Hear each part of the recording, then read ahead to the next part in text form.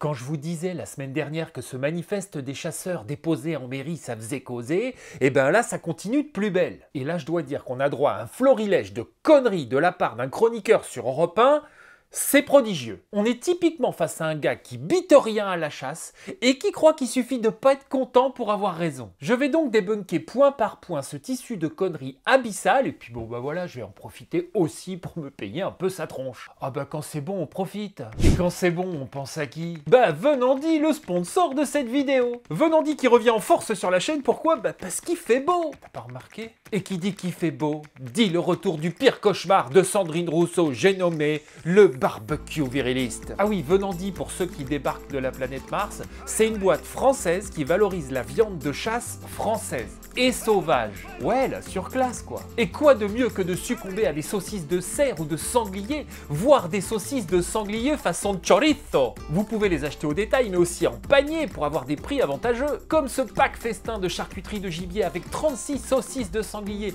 2 saucisses de gibier, une terrine de chevreuil et un potriette de sanglier. Et au fait, ça serait pas bientôt la fête des pères, nom d'une pipermousse? Ça tombe bien, il y a des coffrets cadeaux sur le site de Venandi. Le hasard fait bien les choses, hein. Comme ce coffret de saucisson sublime qui sublimera les papilles de votre papa. Et en plus, j'arrive pas les mains vides, hein, les copains, parce qu'avec le code Richard10, vous avez 10% de remise sur toutes les saucisses et tous les coffrets cadeaux. Et la chance de participer au tirage au sort pour tenter de gagner un coffret cadeau. Et attendez, je termine avec une offre de plus. Pour toute commande dépassant les 50 €, c'est un sauciflard offert. Bon les gars de Venandi, là, va falloir arrêter avec toute cette générosité parce que les gens vont finir par trouver ça louche. Alors rendez-vous tout de suite après cette vidéo, vous barrez pas maintenant, ce serait quand même dommage, sur le site venandi-sauvage.fr.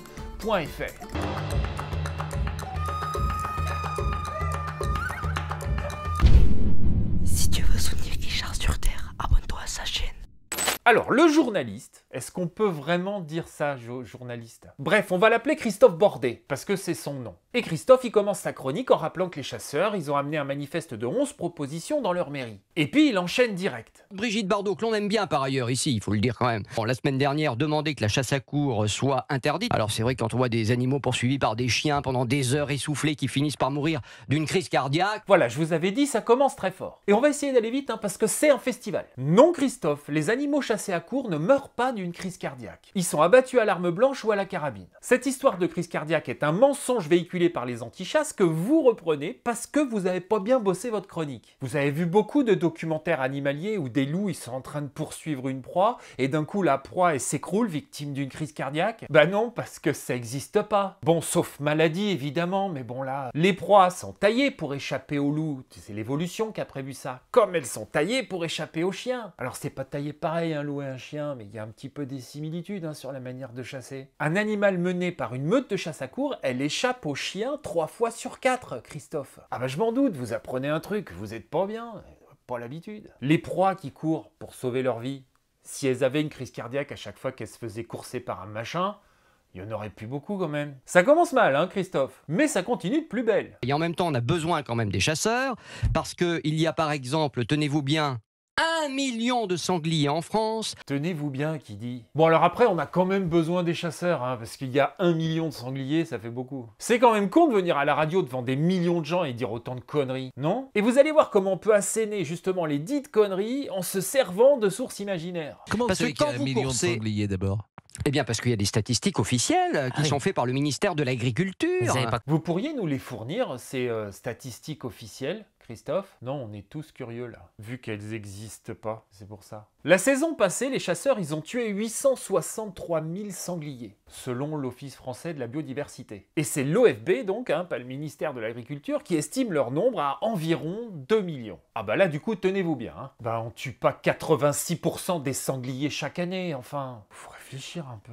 Bon, je vais vous expliquer, Christophe. Je me sens de bonne humeur. Une population de sangliers non régulés double chaque année. Donc nous, on essaye de tuer tous les ans l'équivalent d'environ la croissance naturelle estimée. Et on n'y arrive pas toujours. Et quand on n'y arrive pas, évidemment, leur nombre augmente. Parce que le taux de reproduction des sangliers est aussi très variable. Il dépend par exemple beaucoup des fructifications forestières ou même de la météo. Bref, ce n'est qu'une estimation, mais il y aurait environ entre 1,8 million et 2 millions de sangliers en France. Sauf si un rapport du ministère de l'Agriculture m'a échappé. Hein? Bon, on s'accroche, Christophe. Les chiens détruisent les clôtures, passent à toute allure dans les champs. C'est pas un problème, il faut traquer absolument l'animal. Mais de quoi vous parlez, Christophe? Vous passez chez les gens, vous ne vous excusez pas, même si vous détruisez justement les fameuses clôtures. Ça m'est arrivé chez moi. Donc. Je vois, ok. Christophe, il a un problème de voisinage et il prend toute la rédaction d'Europe 1 en otage avec ses petits problèmes. Il m'arrive un truc, alors je prends à témoin toute la France pour lui expliquer que c'est la norme. Comme d'autres le font avec,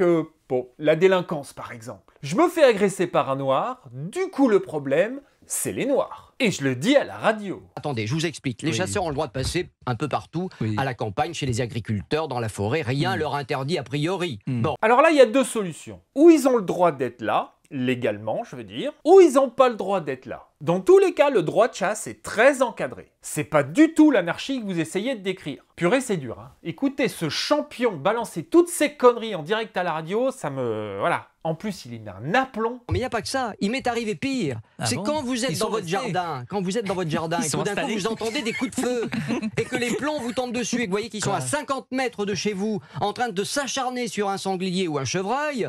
Bon, là, ça mélange tout. Si les plombs, ils vous retombent dessus, Christophe, c'est que personne n'est en train de chasser ni un sanglier ni un chevreuil. Oui, c'est plus probablement un oiseau. Et les plombs qui retombent, c'est très désagréable, ça j'en conviens, mais c'est pas du tout dangereux. Les ongulés ne volent pas, Christophe. Et on les tire avec des balles, pas avec des plombs. Sauf très rares exceptions locales. Mais dans tous les cas, des plombs qui retombent, c'est qu'on a...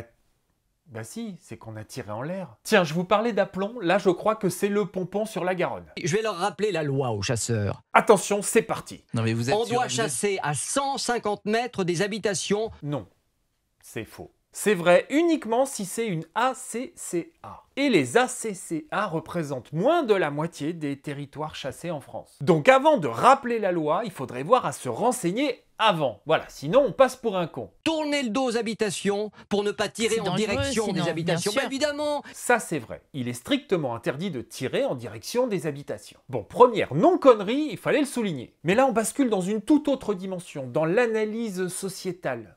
Eh bien, les jeunes chasseurs aujourd'hui, je vais vous dire, ils sont à l'image du reste de la société. Complètement dingues. Quand j'ai entendu ça, j'ai pensé à Bourdieu. Ben voilà, ma bonne dame, moi je vous le dis, moi tout fout le camp. Les jeunes, là, cette saleté de jeunesse de merde, là, ouais, ben ils sont tarés, puis c'est tout. J'ai pas raison, peut-être. La chasse, ça doit être un sport.